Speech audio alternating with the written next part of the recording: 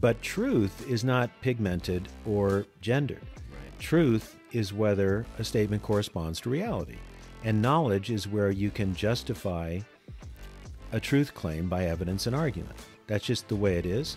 That's pigment neutral, that's gender neutral, that's age neutral. Hey guys, I'm Bill Westers, and this is the Encountering Truth podcast.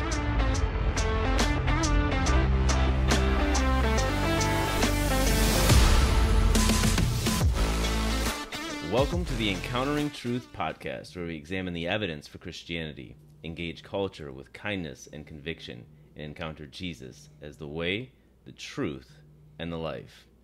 Well, we have my friend Dr. Doug Groothuis with us again, and as we mentioned last time, Doug is a professor of philosophy and apologetics at Cornerstone University. He's the author of many books and even more articles, and he is the host of the Truth Tribe podcast. So thanks for joining us again, Doug. Thank you. Happy to be here. Yeah.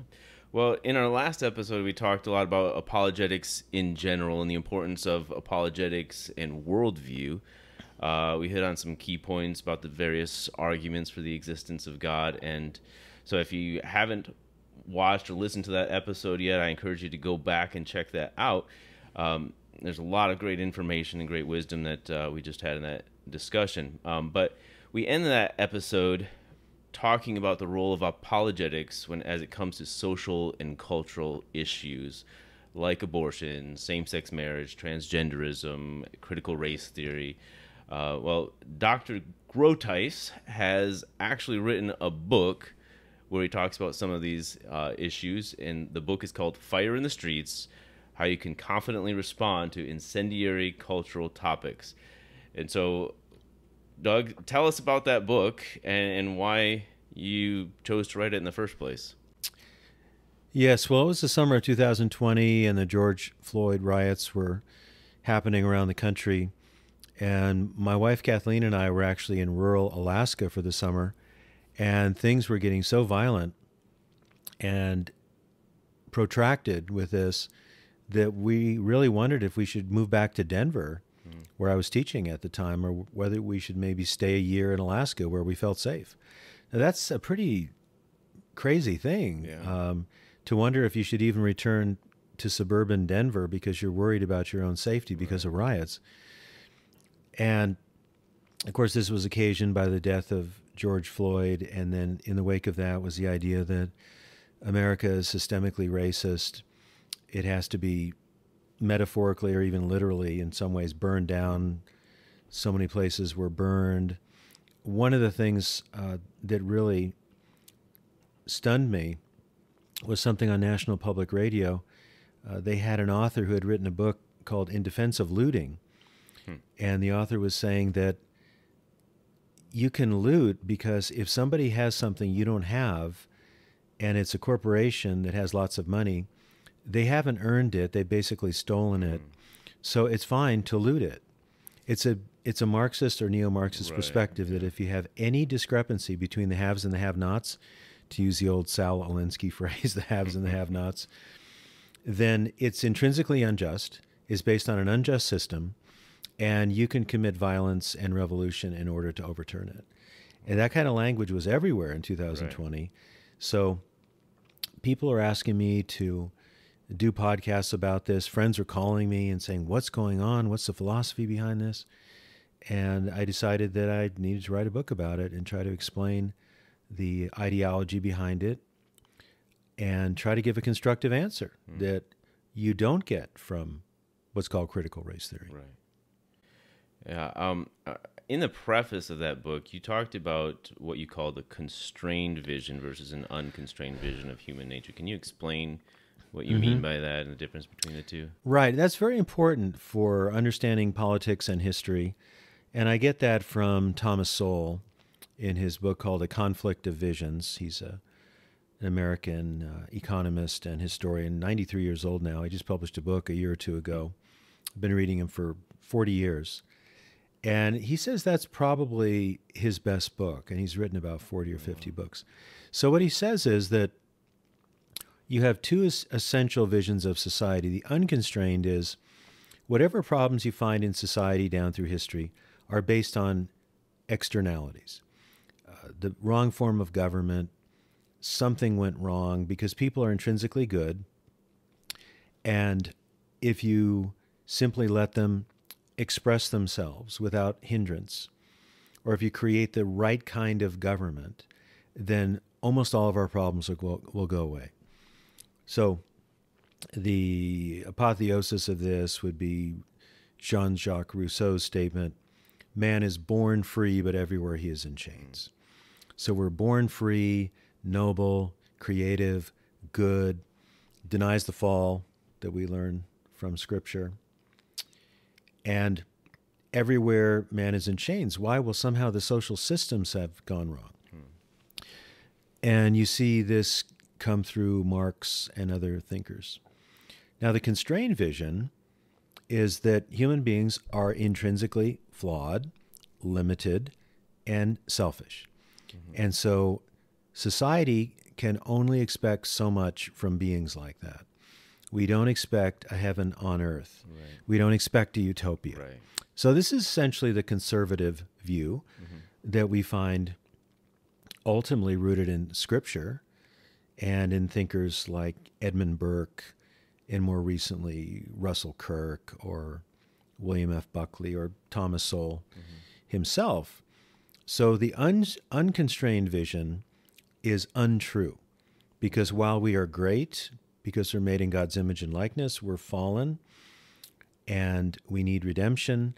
And civil government is not about ushering in a utopia. Civil government can restrain evil to a degree, provide penalties. Romans 13, 1 through 7 deals with this.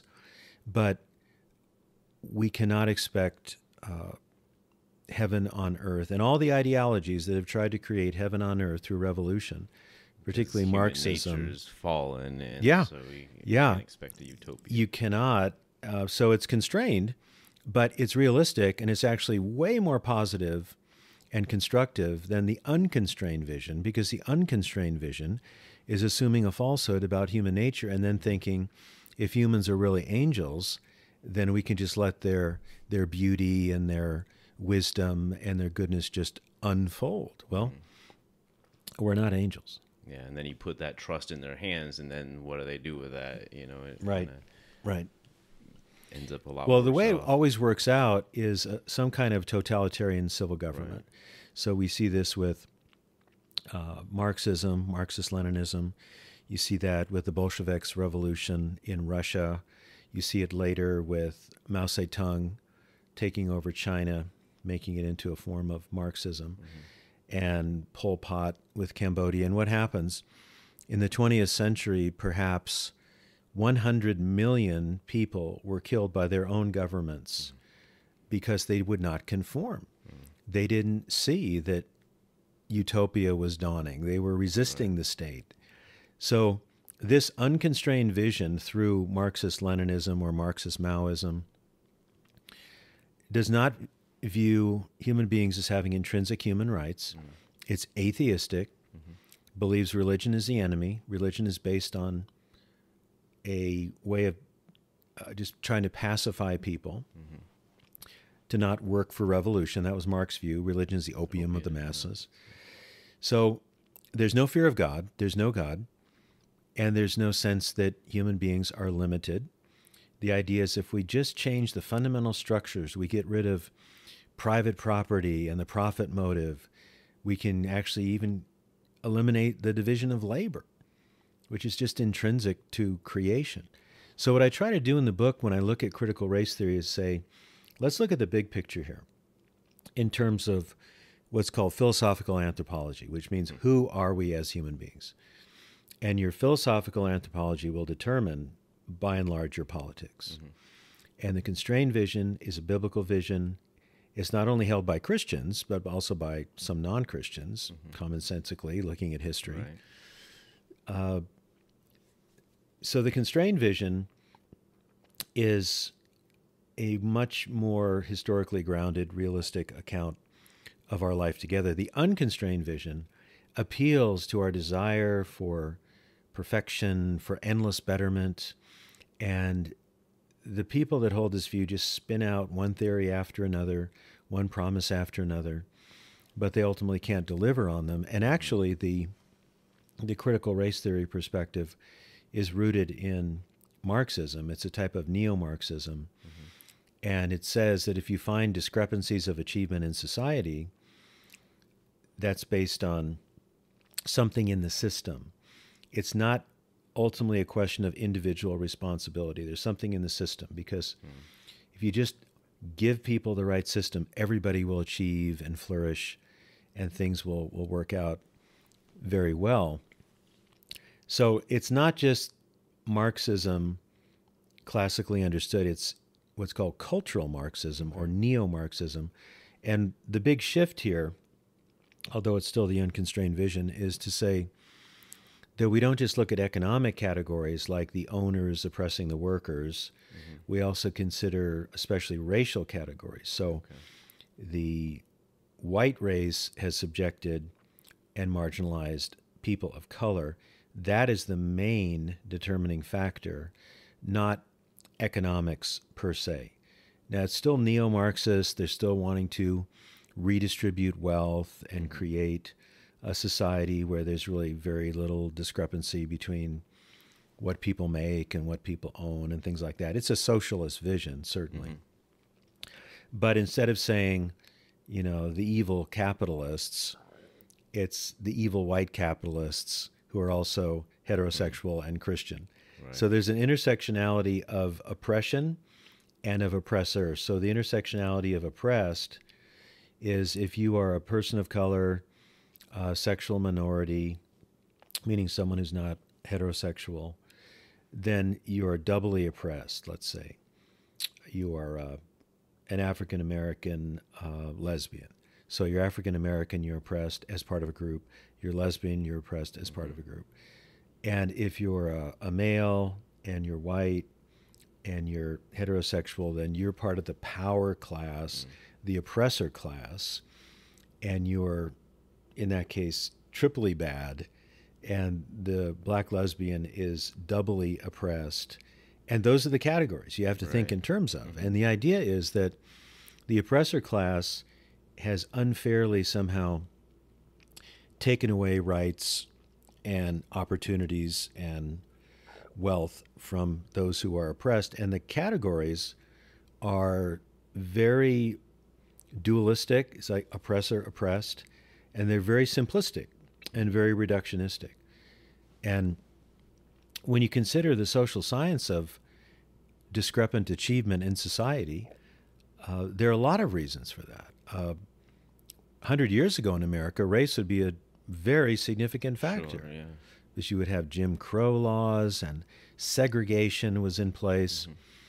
But even then, many blacks achieved a lot in a segregated setting because they were excluded from so many white areas and white institutions. So in many cases, they created their own and did very well in those areas. That doesn't mean that there was anything good about Jim Crow and that kind of segregation. Right.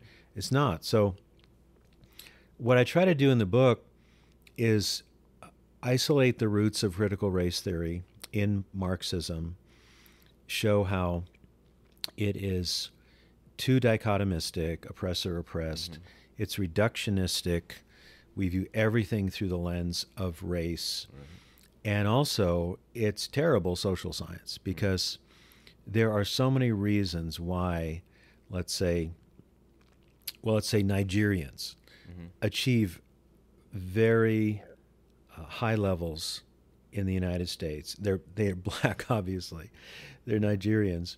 You look at income, education, they do very well.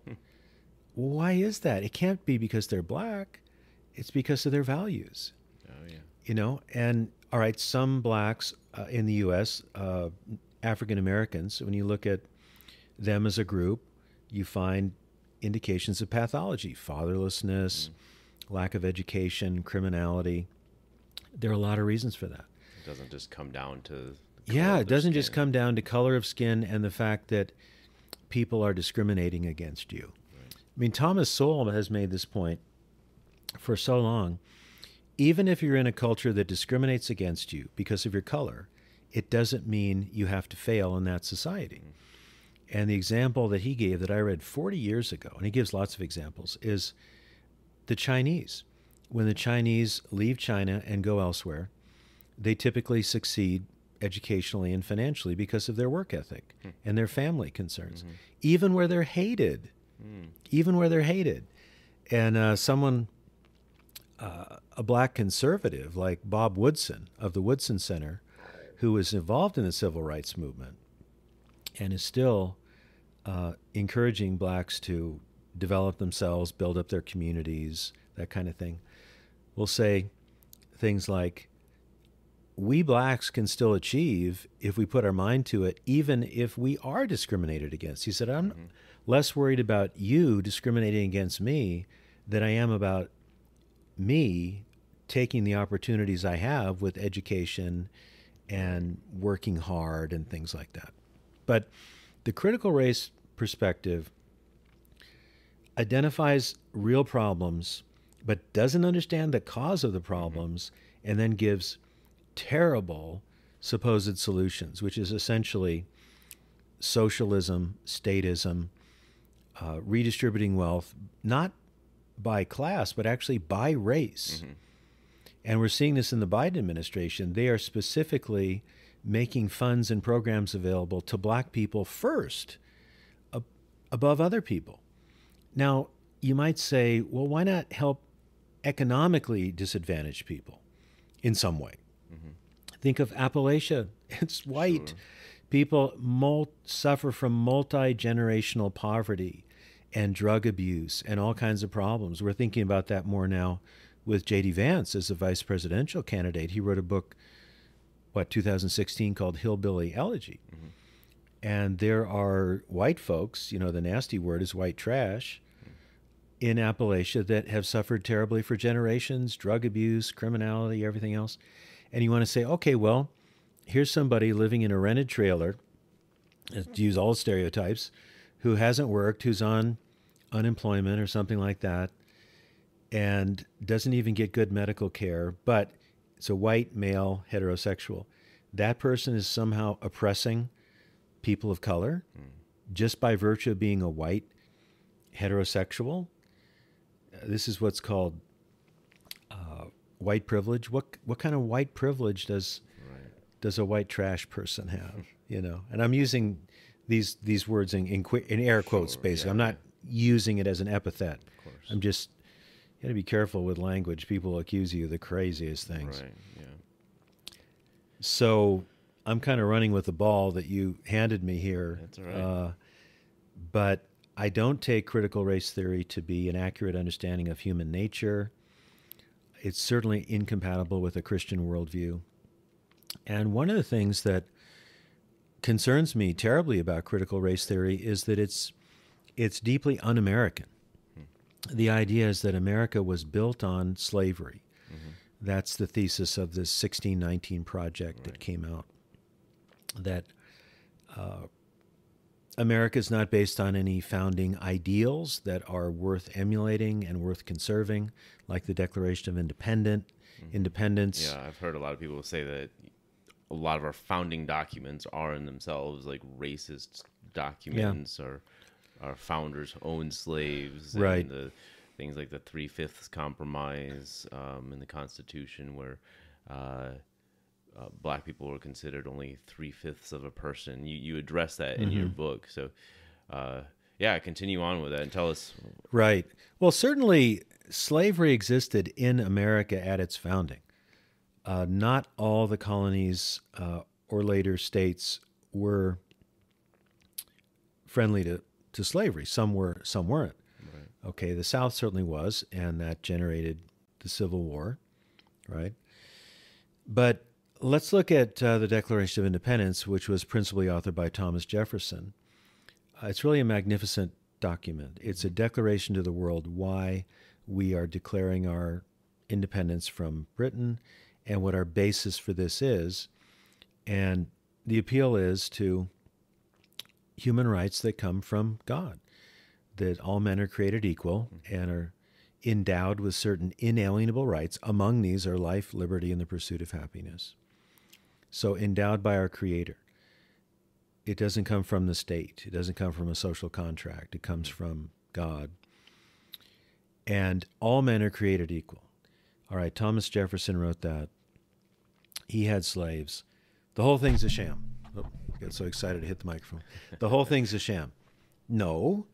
The question is that true? And we know from Scripture that is true. We're all made in the image and likeness of God. Genesis 1, Genesis 5, Genesis 9. We know that. Now, the language of image of God is not used in the text, but it's really informed by that understanding. Mm-hmm. Jefferson was an inconsistent man. He had kind of a vexed relationship to slavery. He was not a model. But is it possible to write better than you live? And someone like Martin Luther King, and I point this out in the book, the great civil rights reformer, appealed to the Declaration and appealed to the Constitution. He called them magnificent documents. Right. But he said, we've come to cash a check. That is, we have not, as African Americans, been well served by these documents. We're in a process of trying to live up to our founding creed. Mm-hmm. That's the view that we should take. It's not the whole thing was wrong from the beginning, start over again, torch the whole thing with some cultural Marxism, redistributing wealth, statism, guaranteeing outcomes, targeting people by race for special privileges. That is not the way to address these kind of problems we have. Right. Now, I'm going to ask you a question. So, in the book, okay, and some of this theory, you bring up this idea of standpoint theory, standpoint epistemology, and so where basically the voices of the marginalized are the ones that are supposedly the ones that hold the truth. Now, they might ask you, Doug, you being a white, male, heterosexual Christian, who are you to talk about this stuff? Can you address that? What would you say? The short version is, I'm only as good as my arguments, and you're only as good as your arguments, whatever your skin color is. But the deeper answer is, well, before I get to it, let me give you an anecdote. I won't give any details, but I heard from a friend that he was in a setting where someone brought up my book, Fire in the Streets. And someone in that setting said, we won't read Groothuis's book on critical race theory because he's white, which is a form of literary racism. We won't look at the arguments, the footnotes, the qualifications, the primary source research. He's white, so we don't have to think about it. Why? Well, he's privileged. He's one of the oppressors. His view is jauntist. So this is part of, as you said, standpoint epistemology, and the appeal is often made to lived experience. Right. So the lived experience of African Americans or Hispanic Americans should determine our outlook about race in America and what should be done to make America a more just place. And this is an interesting permutation or morphing of postmodernism.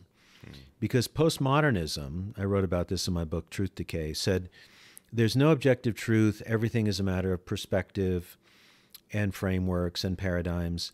But you can't really get to the objective reality of anything. You just have takes on reality. However, we need to be suspicious of meta-narratives like Christianity, because these big stories of reality that claim to be objectively true have marginalized people, supposedly. And we should listen to those people that have been marginalized, like third world people, people of color, and so on. Now, fast forward 20 years, the idea is that the supposedly oppressed people throughout history now have purchase and ownership of objective truth, and you cannot challenge anything that they say. Right.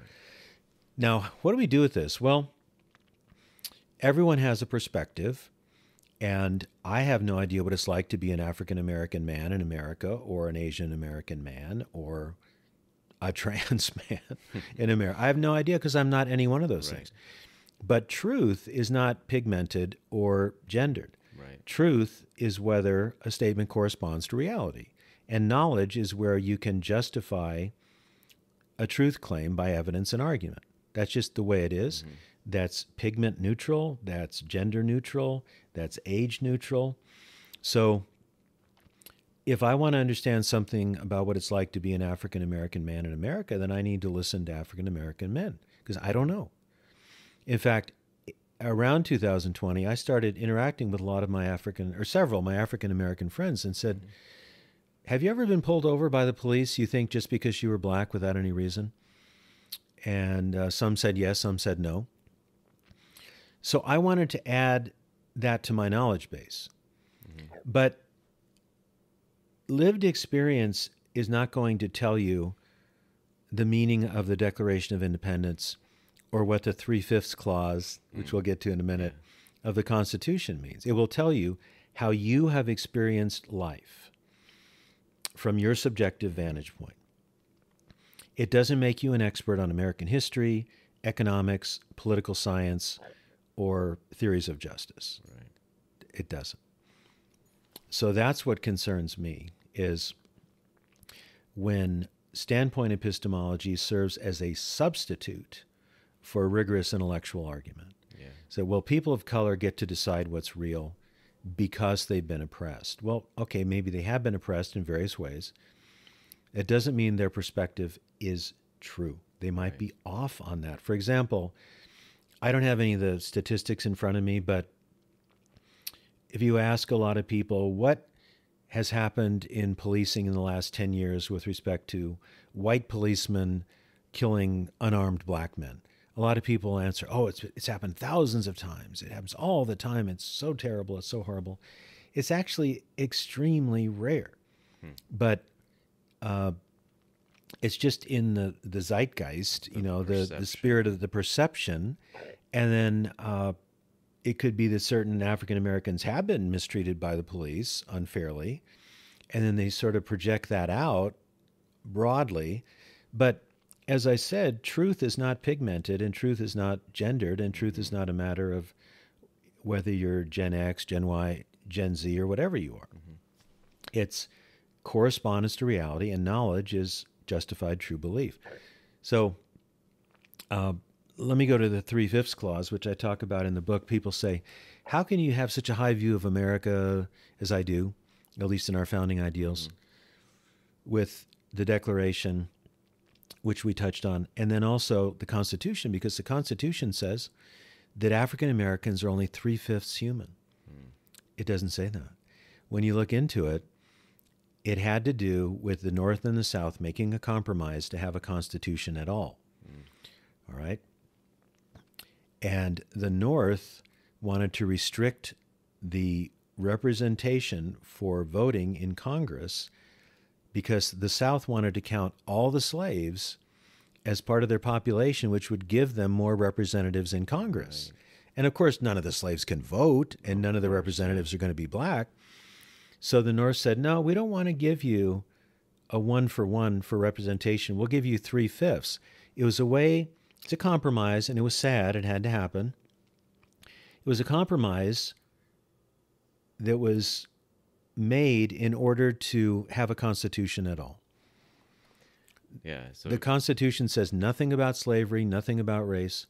It's the Southern Constitution, the alternative that was created against the North that mentions race explicitly and explicitly limits the rights of African Americans. So, yeah. So essentially, the South, if they were able to count all their slaves who they wouldn't allow to vote anyways, then they would have had a much higher representation and could have prolonged their agenda even longer. And so in a sense, there's the seeds of abolition were kind of within the Constitution. Yeah, I call it a time bomb. Yeah. The 3/5 clause was actually a time bomb against slavery.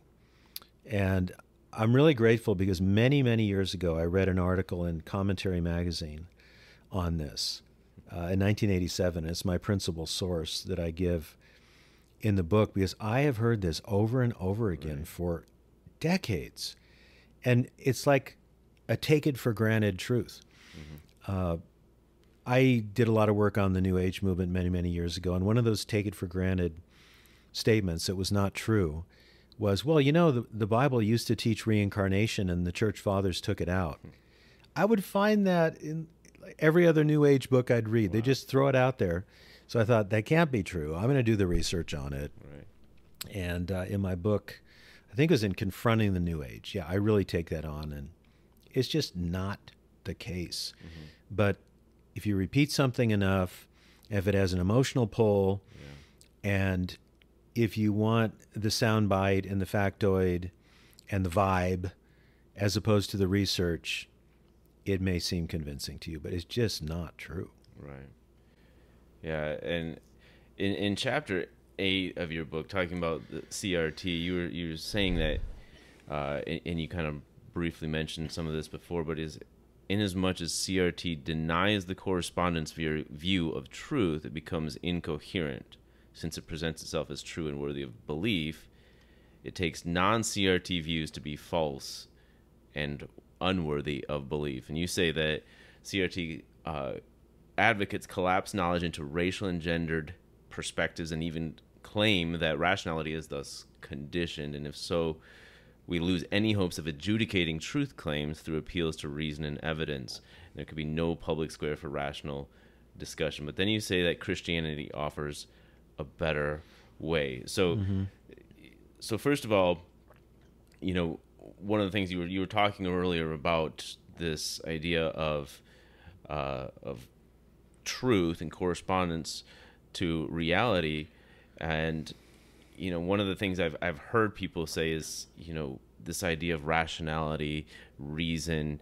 They would even chalk it up to something like whiteness, and that lived experience becomes more important than actual true rationality and reason. Can you go into that a little bit, and then go right ahead into what is this better way that Christianity offers? Well, some people that advocate critical race theory, or wokeness, as we often call it, will say that the very idea of objective truth or universal rationality, these ideas are ideas that perpetuate white supremacy. So that's just a white thing. The idea of objective truth, truth that's out there irrespective of our perspective of it, or rationality, that there are right and wrong ways to reason about reality. Those are just part of the white, hegemonic, privileged perspective. And I have some quotes in the book because people might think, really? Are you making this up? Is this like a straw man argument? Do people really believe this and say this? They do. They do. In fact, I don't think I have this in the book, but I was listening to National Public Radio a few years ago, and someone said, the idea of objective truth is racist. I thought, okay, let's just do a little analysis on this, right? It took me like half a nanosecond to do this. The idea of objective truth is racist. Well, that's a claim about objective truth. That's a claim about the way things are.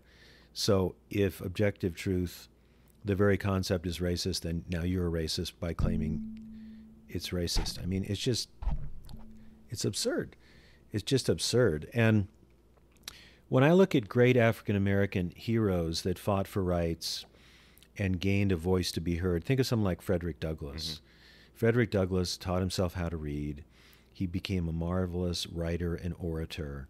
Or think of Martin Luther King, his ability to write and his ability as an orator. They didn't say, oh, being concerned with grammar and syntax and the right words and logic and trying to get to the objective truth is white. We're going to junk all that and we'll just do it, the black way? What does that even mean? Right. That's not the way to advance, and it's just illogical.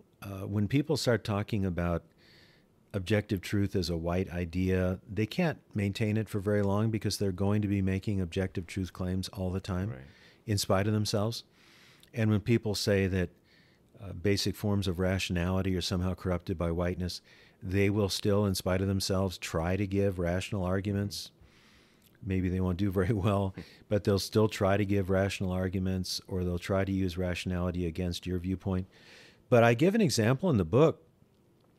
This idea can even strike at very high levels of the academy. There was a writer named Derek Bell, who was something of an influence on Barack Obama. He was an African-American law professor and legal scholar. And towards the end of his life, he pretty much gave up on giving reason and evidence to support his views.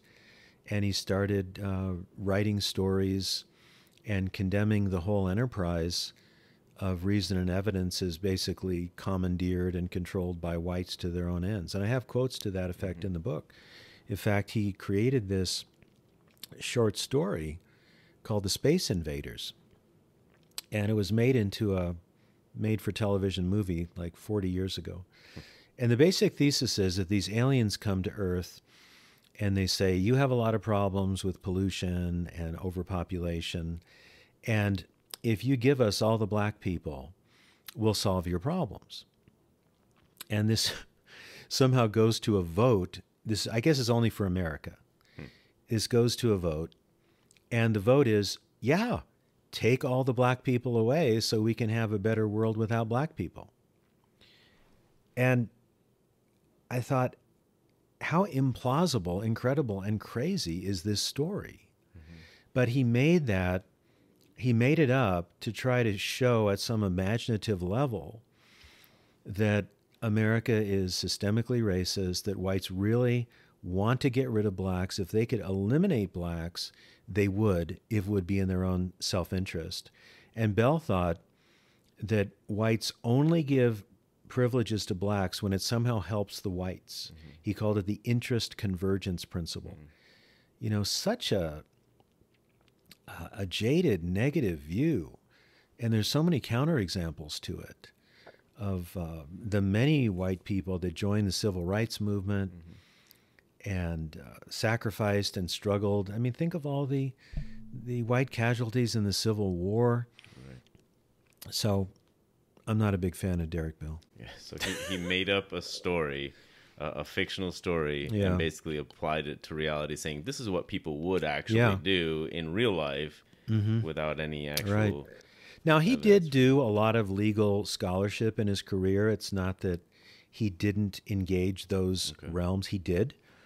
And maybe some of his work early on made some good points here and there. But he got more and more radical, and he got more and more into this racializing rationality, racializing truth. And it really ends up being a kind of collective ad hominem against white people, that they have so rigged the game and made it unfair for blacks that we won't play by these rules anymore. And I don't think that's the way forward. I think the way forward is essentially the Martin Luther King vision of a colorblind society. Let merit determine who advances, give people as many opportunities as possible, but neither promote nor demote people based on race.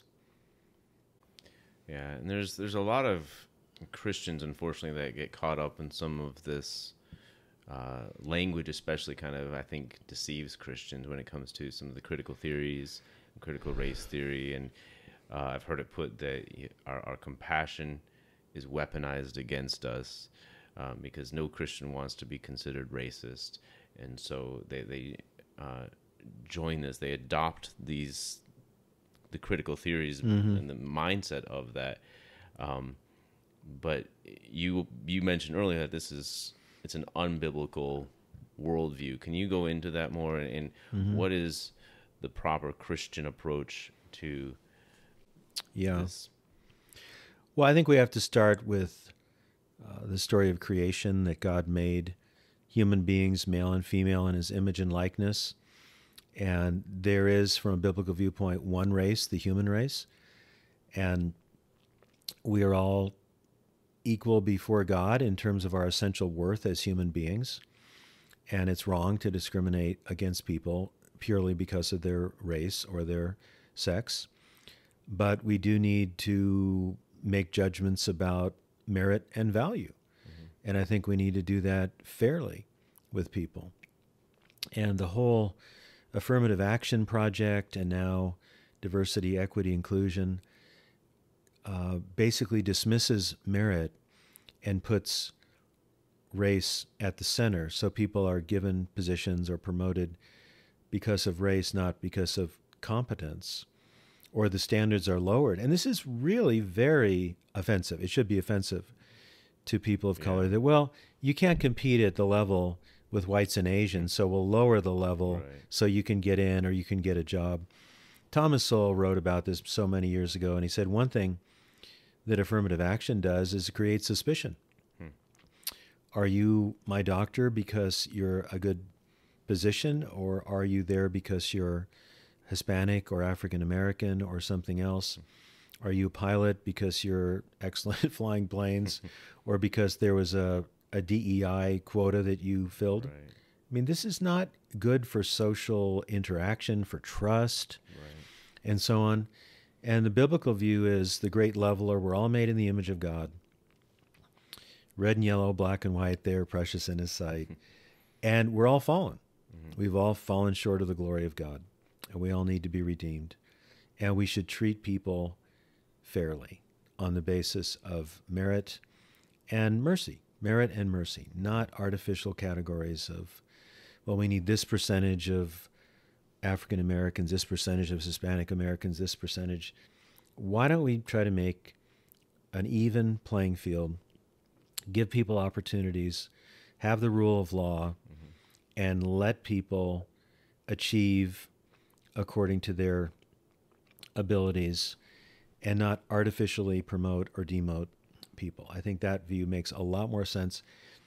And a lot of the problems that happen in certain ethnic groups and also achievements are not because of discrimination or racism, but because of the values of the groups. And the example that I give is Barack Obama, not known for being conservative in any sense, but when he was running for president, he said the major problem, and of course he's African American, half African American, the main problem is fatherlessness. Yeah. And I have a long quote. It takes up, I think, about a whole page in my book from Barack Obama saying, let's face the fact that the reason for increased criminality, lack of education, all these other problems, drug abuse, is more than anything the breakup of the African American family and fatherlessness. Right. Thomas Sowell, Walter Williams, Charles Murray, been saying that for 40, 50 years. Right. That is the essential problem. And how do you address that?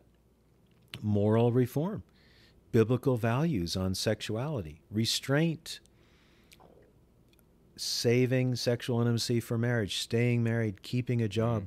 There's a woman, you might have heard of her, named Star Parker.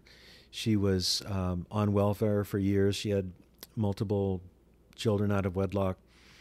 And I think in the 70s or 80s, she became a Christian, and she reformed her life, and she became politically conservative.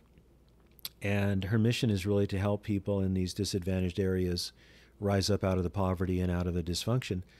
And she says, if you will stay in school, get a job, keep a job, get married, and stay married, you will basically not live a life of crime. You will not be a drug addict, etc.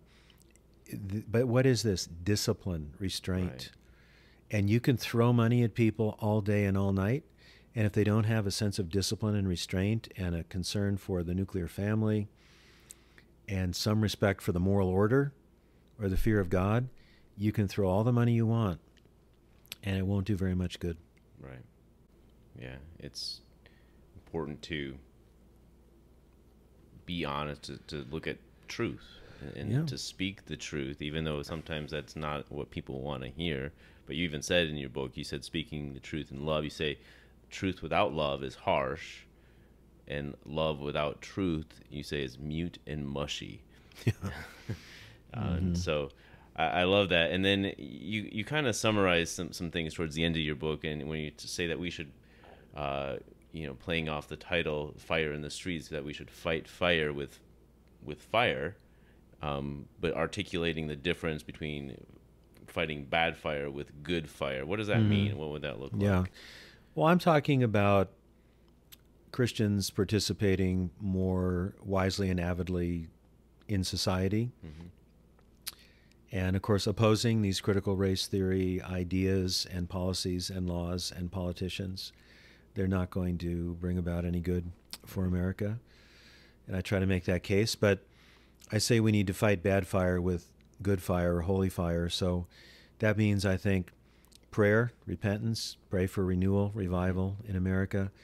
And then also remember the good that God has given to America through our founders, our founding ideals, our ability to self-reform, to more closely approximate the American ideals of all men are created equal, and so on. And I give some principles for that in terms of limited government, the importance of being a responsible citizen, of teaching civics, of teaching children what America is, what the founding principles are, what are the three branches of government, what is the Constitution. One thing, I don't go into this, I don't think, in the book, but why do we have an electoral college? A lot of people don't understand that. Right. It's very significant. It's part of the whole American founding. It makes perfectly good sense. We're not a pure democracy. Right. We were never meant to be. It's a republic. What is a republic? So, for one thing, Christian parents can make sure their children certainly know the Lord, know the Bible, are catechized, and that they know their country. They know the history of their country, the principles of their country, so they can spot the falsehood. Right. They can spot the critical race theory ideas or the older Marxist ideas and say, that's not biblical, that's not American, and there's a better way. I mean, something as simple as, why do we celebrate the 4th of July? What happened? Right. Why did America declare independence? What's in the Declaration of Independence? Right.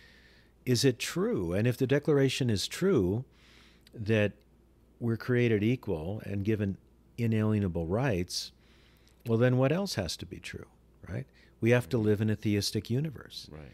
We have to understand where do rights come from. Where do rights come from? Not from the civil government. They come from God, and a just civil government will recognize those rights that are God-given, but will not try to create rights or take away rights autonomously. So to secure the rights. Yeah, secure the rights that are already there, because if rights are simply created by the state ex nihilo, they can create and destroy anything they want. Yeah. And that's the story of Marxism in the 20th century. All right. Well, this has been a great conversation, and thank you so much for joining us again. You're welcome. I look forward to having us on, having you back on here. Is there anything that you're working on that you would want to tell us about, or anything in particular that you might want to recommend for us? Well, I'm always working on a variety of projects, writing projects. I'm working on a book now called What If Jesus Was Right, that looks at his claims, all of his major claims, and I show that he was right in what he claimed, and so if he was, we should follow him.